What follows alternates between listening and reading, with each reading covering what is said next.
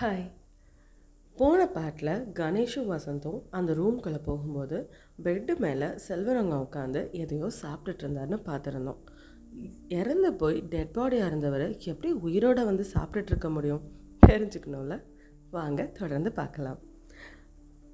பக்கத்தில் போயிட்டே இருக்காங்க ரெண்டு பேரும். அவரை பார்த்துட்டு அவர் ரொம்ப நிதானமாக உட்காந்து அதை சாப்பிட்டுட்டே இருக்கார், இவங்க வரதை கவனிக்காமல். உடனே வசந்த் இருந்துட்டு சொல்கிறாரு, பாஸ் உயிர் இருக்குது அப்படின்னு சொல்லவுமே இவங்க ரெண்டு பேரும் பக்கத்தில் போய் நிற்கிறாங்க. அவர் திரும்பி கூட பார்க்காம, அங்குஷ்டாபி யாமி படிச்சிருக்கியா அப்படின்னு கேட்குறாரு. ரெண்டு பேரும் ஒருத்தரை பார்த்துட்டே இருக்க, நீ தானே கணேஷ்?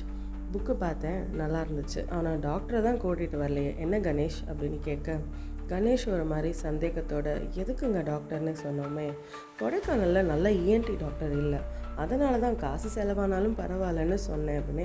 காசுக்காக இல்லைங்க, ப்ராக்டிஸை விட்டுட்டு 3 நாள் வரதுன்னா எந்த டாக்டரும் வரமாட்டாங்க, நீங்கள் தான் நல்ல டாக்டர் கேட்டிருந்தீங்களே அப்படின்னு சொல்லுவோமே.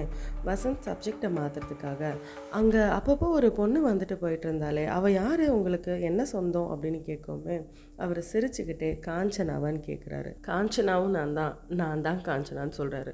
அது என்னங்க உங்களோட புனை பெயரா, கொஞ்சம் விளக்கமாக சொல்லுங்கன்னு சொன்னோன்னே, ஹோட்டலில் போய் யோசிச்சு பாருங்கள், விளக்கமாக சொல்கிறதுக்கு இன்னும் நேரம் வரல, வரப்போ ஒரு பெரிய ப்ரெஸ் கான்ஃபரன்ஸே வச்சு சொல்லிடுறேன் அப்படின்னு சொல்லவுமே, வசந்த் இருந்துட்டு, boss he is some kind of a nut கேஸ்ன்னு சொல்லவுமே, வா வசந்த் போகலான்னு கணேஷும் வசந்தும் அங்கேருந்து கிளம்புறாங்க. திரும்ப போகும்போது அந்த மல்லிகை பந்தலுக்குள்ளே கணேஷ் ஒரு யோசனையோடே நடந்து போயிட்டுருக்காங்க. அந்த பூப்பந்தலை கடந்து போய்கிட்டு இருக்கும்போது அங்கே ஒரு மாதிரியான பிஸ் பிஸ்ன்னு சவுண்டு கேட்குது.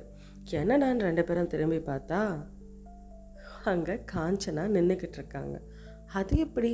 நான் தான் காஞ்சனா தான் நானுன்னு சொன்னார், ஆனால் இங்கே அந்த காஞ்சனா நிற்கிறாங்க. இந்த காஞ்சனாக்கும் அவருக்கு என்ன சம்மந்தம்? இந்த பொண்ணை வச்சு அவர் என்ன பண்ணுறாரு? யார் இந்த பொண்ணு? இதெல்லாம் பற்றி தெரிஞ்சுக்கணும்ல. பார்ட் 3யோட ஃபுல் வீடியோ டிஸ்கிரிப்ஷனில் கொடுத்துருக்கேன். கிளிக் பண்ணி ஃபுல் வீடியோவை பார்த்துட்டு என்ன நடந்ததுன்னு தெரிஞ்சுக்கோங்க.